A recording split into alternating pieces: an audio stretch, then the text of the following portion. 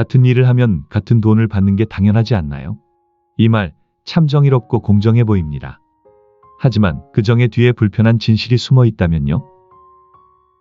여러분 안녕하세요. 월치부입니다.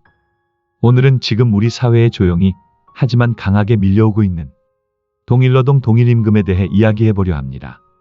이 말 들으면 누구나 고개를 끄덕이게 됩니다. 같은 일을 하는데 누군가는 적게 받고 누군가는 많이 받는다. 이건 뭔가 불공정해 보이죠.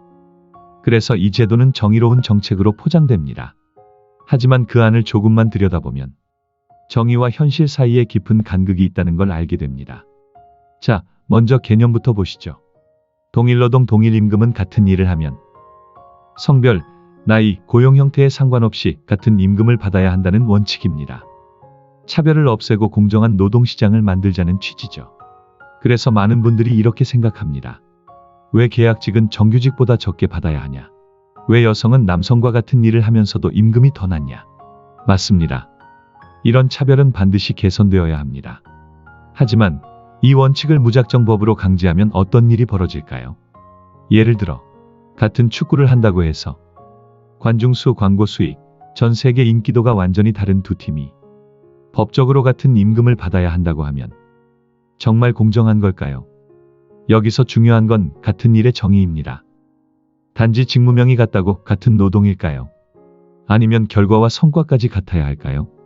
같은 부서, 같은 업무라도 어떤 사람은 더 효율적으로 더 많은 책임을 지고 일합니다. 그런데 이런 차이를 무시한 채 같은 이름의 일이라는 이유로 똑같은 급여를 주면 성과가 높은 사람은 동기 잃고 성과가 낮은 사람은 안주하게 됩니다. 결국 기업은 성과에 따라 보상하는 시스템을 유지하기 힘들어지고 그 부담은 고스란히 조직 전체의 경쟁력 약화로 이어집니다. 또 하나의 문제는 고용 유연성의 상실입니다. 예전에는 기업이 상황에 따라 파트타이머, 계약직을 유연하게 쓸 수 있었습니다. 하지만 동일임금제를 강제하면 기업은 비정규직 쓰는 것 자체가 부담이 됩니다. 그래서 어떻게 될까요?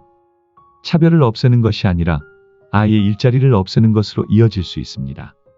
실제로 유럽 일부 국가에서 동일노동 동일임금 제도를 법제화한 사례가 있습니다.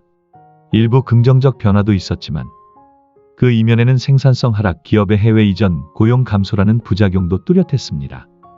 반대로 미국은 어떨까요?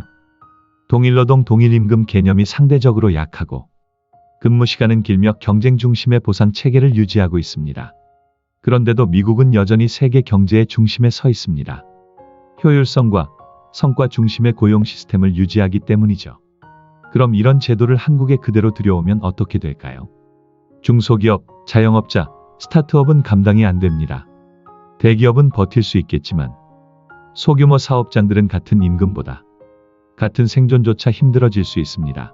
이쯤 되면 질문을 바꿔야 합니다.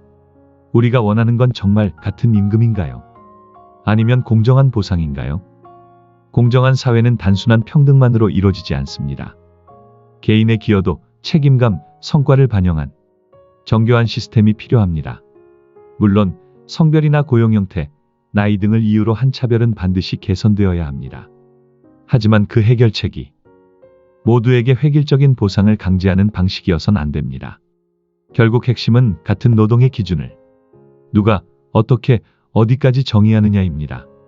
그리고 그 기준은 감성이나 구호가 아니라 시장과 기업, 근로자 모두가 받아들일 수 있는 현실적인 합의여야 합니다. 여러분, 정의로운 제도가 언제나 좋은 결과를 주는 건 아닙니다. 정책은 이상을 향하지만 그 결과는 현실을 살아가는 사람들 몫이기 때문입니다. 지금 우리가 준비해야 할 건 감성적인 동조가 아니라 냉정한 현실 점검입니다. 같은 노동, 같은 임금이 아니라 공정한 노동, 정당한 보상이 되는 사회.